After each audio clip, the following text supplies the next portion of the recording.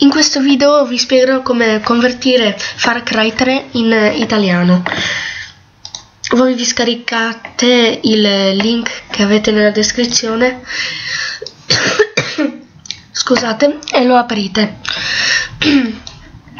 Nel vostro file ci saranno Italian, Spanish, English e voi dovrete copiarlo di qua nella cartella Ubisoft Far Cry 3 data Win32. Invece se andate sul vostro file scaricato su Worlds avrete questi due file e li copiate sempre qua. Nel vostro file scaricato avrete Italian e li mettete di qua. FC3 main.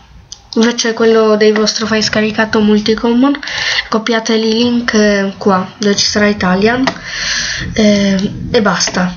Spero che abbiate capito, perché non so come spiegarvelo in modo più semplice.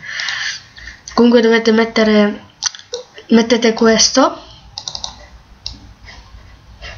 qua e il vostro file scaricato di qua e vedrete che sarà uguale e voi copiate come vi ho spiegato.